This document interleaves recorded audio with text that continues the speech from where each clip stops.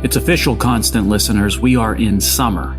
I hope everyone had an enjoyable Memorial Day weekend, and more importantly, hope we all had a chance to think about what the day's really about.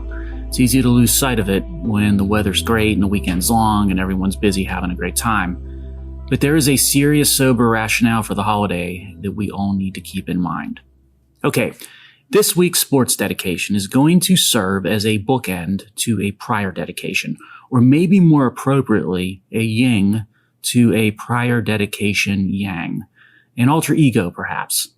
Back in episode 121, about 9 months ago, we dedicated the episode to UCLA coaching legend John Wooden and all the positives that he stood for over his 99-year life. But there was an alter ego to John Wooden who lived and worked in the shadows, walked up to the lines, and may have crossed more than one of them. And without this person, UCLA basketball never would have accomplished on the court what it did. Our dedication for this episode doesn't get enough attention as a warning to how things can go astray if you don't stay committed to clear, sound values. His name is Sam Gilbert, and I'm sure a healthy majority of constant listeners don't know that name.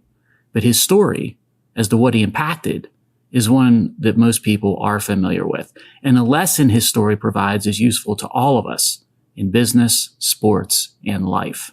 Now, John Wooden, of course, was the visible father figure of UCLA basketball during its dynastic run on the hardwood, and he was the face of the program in front of the cameras. But Sam Gilbert, he was UCLA's behind-the-scenes fixer and finagler that built the dynasty off the court. And he didn't always follow NCAA rules. You don't truly understand the UCLA basketball dynasty of the 60s and 70s without understanding Gilbert. Sam Gilbert was a self-made man, grew up in Hollywood, not far from the UCLA campus, and he was also active in the civil rights movement. He attended UCLA in the 1930s, but he didn't graduate, and he later made his fortune as a contractor. And if he liked you, he was the sweetest of men. And if you got in his way, he had a dark side that would run right over you. And Sam Gilbert, he loved one thing in life above all others, the basketball Bruins. And the UCLA hoops players of that era, they didn't like Gilbert. They adored and worshiped him. He was their mentor in life, while Wooden was their mentor on the court. And that's the harsh reality. Gilbert was in some ways corny. He would show up after Bruins games in the 1960s, handing out fruit and apples and oranges, etc., to players and staff. He'd hold dinners at his home, and he'd provide UCLA players with advice, counsel, and much, much more, as in the type of more that NCAA rules strictly prohibited, and the type of more that would make many of us cringe. Gilbert, during Wooden's heyday, helped players get cars, clothes, airline tickets, and scalpers' prices for UCLA season tickets allotted to the players. Gilbert allegedly even arranged abortions for players' girlfriends. An NCAA rules nightmare, to be sure. But Gilbert considered NCAA rules stupid, and he ignored them, while Wooden touted the program's squeaky clean image. Gilbert was once defined as a one-man clearinghouse who has enabled players and their families to receive goods and services, usually at a big discount and sometimes at no cost. That was one specific description of him. But his dedication, actions, and deeds, no matter the ethical or legal consequences, those things ended up building incredibly strong bonds with UCLA players, by the way, who won 10 national championships from the mid-1960s to the mid-1970s, all during the Wooden era. Gilbert was known as Papa Sam to UCLA superstars. Larry Farmer, who played for Wooden and later became head coach at UCLA himself, remarked of Gilbert, "I saw him move mountains." He was so trusted by the star players that he actually negotiated pro NBA and other contracts for the big-name players and would charge only $1 as a fee. Take one of the stars, Lucius Allen, and his word for it. Allen was a key part of the 1960s Bruins championship teams, and here's a cool trivia fact about him. He's one of the few basketball players to win a state high school title, an NCAA national championship with the Bruins, of course, and an NBA title with the Bucks. Anyway, Allen once said, "There were two people I listened to, Coach Wooden, as long as we were between the lines, outside the court, Sam Gilbert." Now, where was Coach Wooden when all this was going down? Many said Wooden was wary of Gilbert. But as we see time and again in business and politics and life, Wooden generally turned a blind eye. Wooden in 1981 said, "There's as much crookedness as you want to find. There was something Abraham Lincoln said, he'd rather trust and be disappointed than distrust and be miserable all the time. Maybe I trusted too much." Again, that was from John Wooden himself. And how about this from the Wizard of Westwood, as Wooden was known decades after his retirement, on the Gilbert situation? "I tried my best. My conscience is clear." LA Times investigative reporters, they were not as forgiving with Wooden's lax attitude. The reporting pair of Litwin and Greenberg stated, "Wooden knew about Gilbert. He knew the players were close to Gilbert. He knew they looked to Gilbert for advice. Maybe he knew more. He should have known much more. If he didn't, it was only because he apparently chose not to look." That's from the LA Times. Gilbert's actions finally caught up to UCLA and landed the basketball program on NCAA probation, but that was after Wooden was long retired. In 1981, UCLA was cited for 9 infractions. They received 2 years probation. That included a 1-year NCAA tournament ban and an order to vacate its 1980 NCAA national title game appearance against Louisville. The NCAA ordered UCLA to dissociate Gilbert from its recruiting process, and none of the violations were tied to Wooden's era. Gilbert died in 1987, and 4 days before he passed away, that is 4 days before federal prosecutors who were unaware of his passing, they indicted him for racketeering and money laundering outside of basketball, something to do with marijuana smuggling and funding a casino. Wooden once said to Gilbert, "Maybe I had tunnel vision. I still don't think he's had any great impact on the basketball program." Sorry, Coach Wooden, but no Sam Gilbert, no UCLA dynasty, just like if no John Wooden, no UCLA basketball dynasty. As I said, Gilbert is an alter ego in the yang to Wooden's yin dedication. You don't have one's history without the other, sad to say. And there's a life lesson in this dedication for all of us. What who you associate with, they set your legacy sometimes as much as you do, whether it's going to be for the better or for the worse. The dedication we just covered involved the situation where clear-cut rules existed for NCAA athletes and teams, then someone brazenly decided to ignore the rules and break them, and then the system, whether it's the UCLA leadership, the NCAA, or law enforcement, chose to ignore the breaking of the rules. At least it did for decades after the initial infractions were known of or should have been known of. Now that serves as an excellent opening for a connection into our next topic, the current situation across our nation with prosecutors in public office and what's guiding those district attorneys' decisions and performance when enforcing or choosing not to enforce the law, and then the rise of crime. There was an interesting piece and analysis performed by Cully Stimson of the Heritage Foundation I read recently, and I wanted to share with you. It's fascinating stuff. The analysis started with what I thought was an interesting question. What happens when district attorneys, who are part of each state's executive branch of government, refuse to execute the laws of the city or the state or the nation?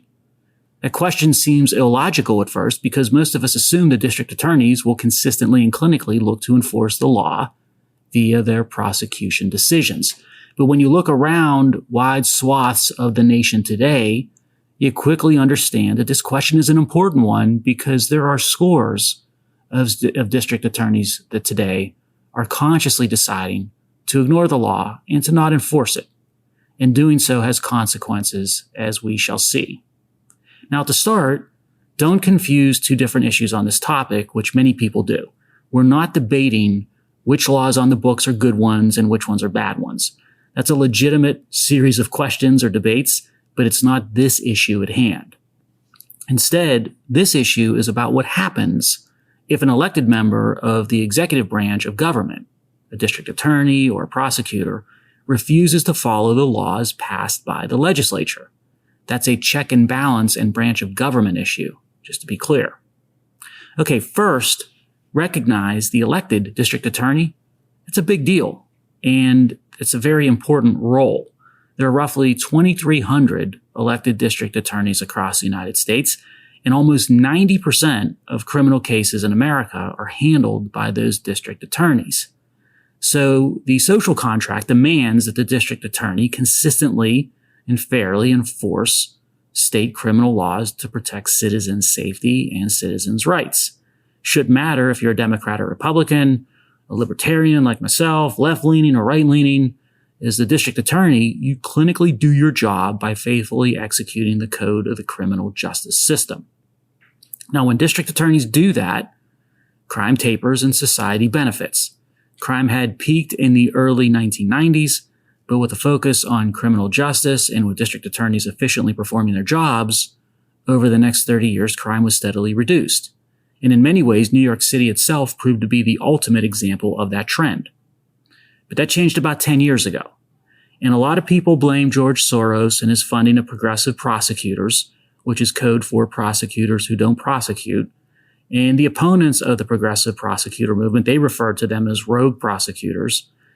And hey, Soros, by some accounts, poured tens of millions of dollars into the campaigns of progressive prosecutors. But to blame one individual or their bank account, it belies a much more complex and much more widespread problem. It's not just that person or that funding source. The progressive prosecutor movement believes that the criminal justice system is broken, and the only way to fix it is to replace law and order district attorneys with soft on crime and anti-police district attorneys. And when you do that, a community is going to suffer an epidemic of crime and decreased quality of life. And it will hit the working poor and hit minorities harder, which are the very groups the progressives claim to be advocating for. The progressive prosecutor movement was a very methodical and well laid out campaign, which unfortunately is often a hallmark of the left. The left plays the long game and campaigns methodically, and most citizens and voters don't even know who their district attorney is. So in some ways, it's a bit of an invisible off-the-radar position. But again, it holds enormous power if you're looking to impact the criminal justice system and law and order in either direction. Because the prosecutors, not the police, they're the true gatekeepers of the criminal justice system. District attorneys decide whether charges are filed and which charges to file. If you put in prosecutors with the desired ideology of the left, you could reverse engineer and dismantle the existing criminal justice system without a single change in law. There are constitutional implications, of course, of doing so. The state legislature, that's the entity that determines what the law is, or is supposed to be determining what the law is. But a prosecutor who refuses to prosecute categories of crimes that are on the books in their state violates the separation of powers between the executive branch, which is where the prosecutor resides, and the legislative branch of government. Prosecutors and district attorneys, they don't have the power to redefine crime and punishment. The legislature does. When you refuse to prosecute a certain crime, you're in effect repealing criminal statutes, and that usurps the power vested with the legislature. The left and the progressive prosecutor movement, they understood that, and they invested tremendous resources into low visibility elections for county district attorneys. And it worked.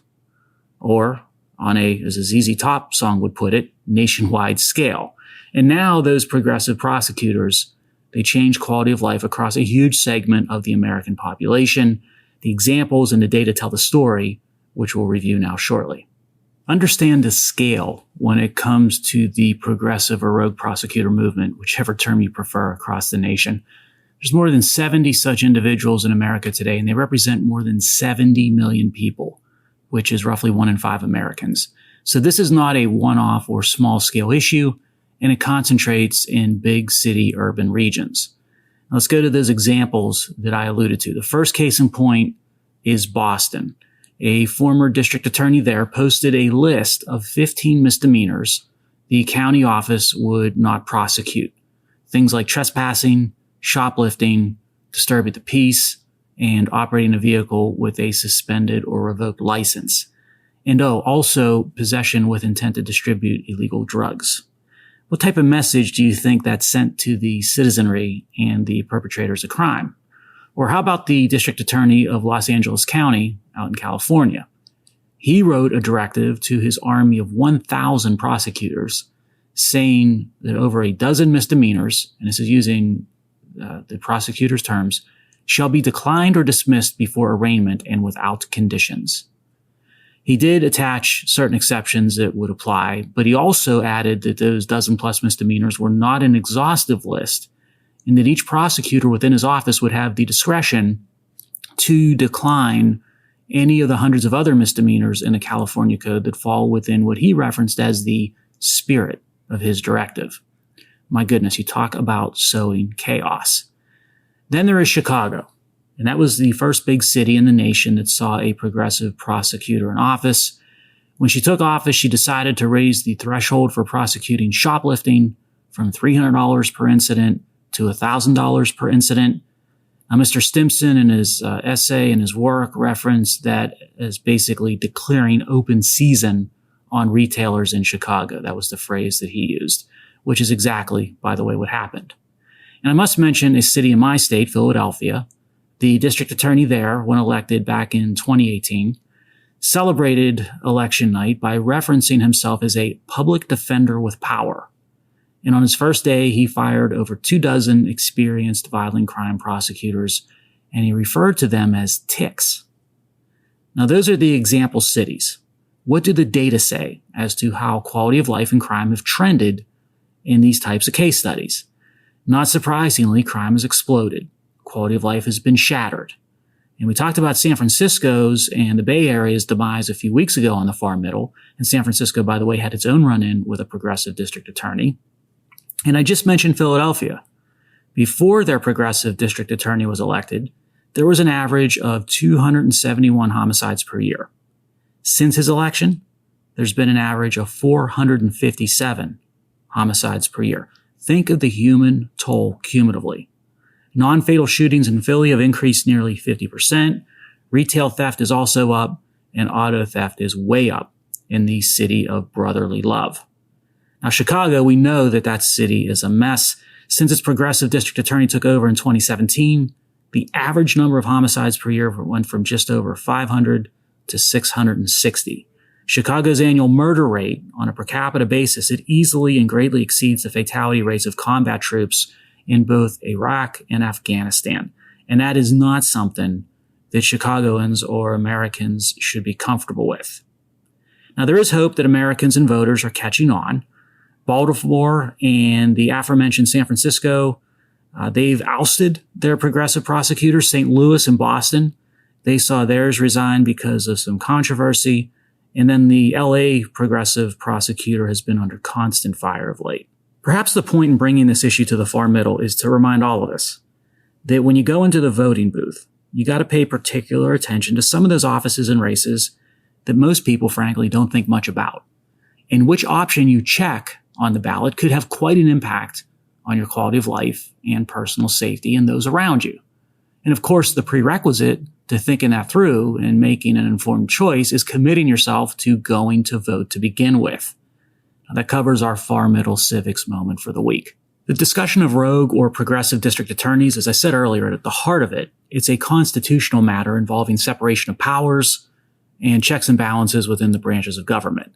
And that ties and makes a very nice connection into an ongoing, consistent theme of the far middle. The ballooning and out of control administrative state, an administrative state that's grown out of the executive branch of government. Too often in today's United States, and not just with district attorneys and criminal law, the administrative power is the executive branch's way of ripping away and evading legislative and judicial power the Constitution granted. You make law in the legislative branch, Congress in the case of the federal government, you adjudicate the law in the judicial branch, and then the executive branch executes the law. Today's administrative state, its agencies and its district attorneys, they all see it quite differently. Regulations not spelled out in statute, wild interpretations of law, and selective execution of laws, these things create a free-for-all with administrative power in the bureaucratic state. And that free-for-all mentality creates unaccountability and lack of consistency, which might be great for the bureaucrat or the regulator or the district attorney, but it creates chaos and strife for the rest of us. And this flexing of administrative power is dangerous and damaging. It diminishes the value of voting. Congress or the state legislature, which includes, by the way, your representatives within our Western Republican democracy, they never voted for many of our current regulations or non-enforcement of laws in the case of district attorneys. The flow of power was supposed to be from the citizen in the voting booth to the elected legislature, to the law, to the executive branch that executes the law. That's all been short-circuited today, and now it's the faceless and often unelected bureaucrat that has free rein to make up the law as desired and to ignore the law that is on the books to the extent desired, facing no accountability when doing either. Worse, when the bureaucrat or the rogue prosecutor commands what they don't have the authority to command, our elected representatives, they shirk their duty to step in and either pass law or demand that the law that's been passed be followed. And the judicial branch isn't much better. It punts when it comes to saying what the law actually is and requires. So the other branches of government, they're not pushing back and doing their jobs. It's not a small problem. It's a massive problem. It's not a shrinking concern. It's a growing concern. And it's no longer something that's impacting just corners of society. It is now something that is impacting all of society. It's a theme that the far middle has been discussing for years, and it's one growing worse by the episode. Episode 158, just about in the books. How can we conclude with a neat tucked-in connection that seamlessly links to the themes discussed? I think I have the answer. Let's close with the connection discussing some of the more famous songs in rock history to deal with breaking the law and its consequences, assuming progressive or rogue district attorneys start to do their jobs. Now, there are two singles that come to mind with committing crime. One is the classic, I Fought the Law. You know the rest of the lyric, right? And the law won. The history of that single is extensive and impressive. Check it out. Written by Sonny Curtis of the Crickets and popularized by a cover by the Bobby Fuller Four. And then it became a top 10 hit for the band in 1966, but then a version by Sam Neely charted in 75. And the song was also recorded by The Clash in 1979. And a version with different lyrics was recorded by the punk act Dead Kennedys in 1978. People just love covering that song. Then there is Breaking the Law by heavy metal pioneer band Judas Priest. I'm a long-standing Judas Priest fan, and that single is off of what I believe to be the band's greatest album, British Steel, from 1980, which also offers one of the greatest covers in the history of album art. Check it out. Pictures can be very powerful. But let's think this through. If you do what the Bobby Fuller Four or The Clash or Judas Priest sang about, then in a stable society, there's going to be a consequence. And perhaps you'll be sentenced to 30 Days in the Hole, which was a great song by the iconic rock group Humble Pie from 1972.